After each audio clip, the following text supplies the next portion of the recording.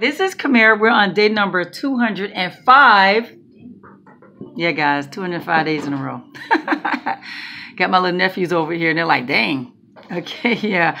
Ecclesiastes 1 through 4. Look at that, guys. We're on a whole new book. So far, we've done Genesis, Exodus, Leviticus. We've done Numbers, Deuteronomy, Joshua, Judges, Ruth, 1 Samuel, 2 Samuel, 1 Kings, 2 Kings, 1 Chronicles, 2 Chronicles, Ezra, Nehemiah, Esther, and then Job. I'm getting them mixed up, right? Psalms, Proverbs, and now we're on the 21st book. Did I get that right? 21st book of the Bible. So we're in Ecclesiastes. Yes. We're doing this, guys. Believe it or not, I'm enjoying Ecclesiastes. It's so funny because he starts off, these are words of a teacher. And he was the son of David. He was a king. And we know that's Solomon, right? I love how he is a realist. I love how he just put it out there. Some of the things that we value is kind of like meaningless. Some of the things that he say, for instance, he always say everything is meaningless. He says we work for, nothing basically. Why are we working? We work hard with putting our energy forth to build something. All the anxiety that our work causes, only to leave here, and everything we work for stays here for someone else to enjoy. Is that person going to be wise or foolish, the person we're leaving to? Yeah. He says, the wind blows, the river runs into the sea, and it never fills up. He says, the sun sets, the sun rises, and then guess what? Repeat. Sunset, sunrise, repeat. Everything has been done before, and we are never satisfied. History repeats itself, and then we'll say that this is new. We've never seen this before. No, nothing is new. Nothing is really new. Yeah, it's actually old. So I love how real he is about a lot of stuff. This was Solomon, though. He was the wisest man God had ever created. So it sounded like he was kind of bored with life a lot of times. He talks about the pleasures of life being meaningless. And he says he's bought big house. He's had big houses built. He's had vineyards built. He's had irrigation created or built. He's had beautiful concubines, men and women slaves. He's had a lot. He said he had everything a man's heart desires, and it's all meaningless. Isn't that something? Yeah. He says there was nothing really worthwhile. Sounds like Solomon's just bored. But he's tried everything. He said anything he wanted, he took it. He had diamond, he had gold, he had silver. Anything a man's desire, he had. And he says wisdom is better than foolishness. And yeah, it's just like light is better than dark. Wisdom is better than foolishness.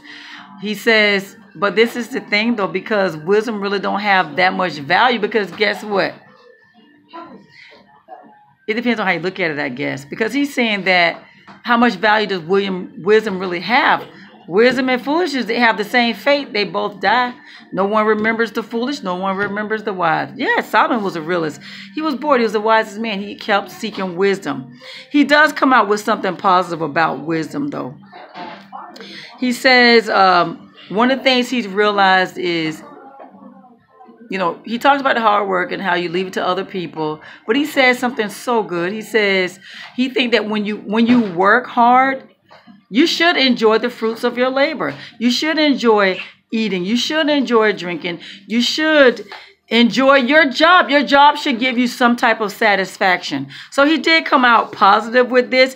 And he says he noticed that all of those things, joy in eating, joy in your food, joy in your satisfaction in work, and all that comes from God. How can you enjoy anything apart from God? That's what he says. God gives wisdom, knowledge, and joy. And this is the wisest man that God has ever created. And after everything he's enjoyed, the foolish and the wise things, the women, the finances and the fame, is nothing. It's meaningless without God. Then he goes on in another chapter that says, to everything there is a season. Sometimes you're going to be joyful. Sometimes you're going to be sad. Sometimes you're going to cry. Sometimes you're going to be happy. There's a time to be born and there's a time to die. There's a time to plant and there's a time to harvest. Isn't that something? So he spent time with those things right there. He says, oh my God, what he said about people and animals. People has no real value when you think about it. Their value is no more real than the animal because we both end in the same way. We both end in death and we both go back to dust.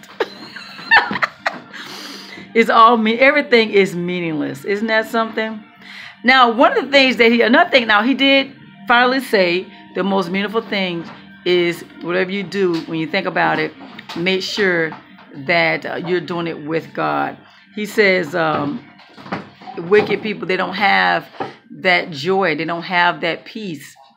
And I love when he says, two is better than one. Because when there's just a single person who's doing something, somebody solo, if they are weak, they have no one to keep them strong. If they are cold, they have nobody to keep them warm. Isn't that something? Cold or strength. And yeah, two is better than one. For when one is cold, you have the other person to help keep them warm. And that I look at that as well as in marriage.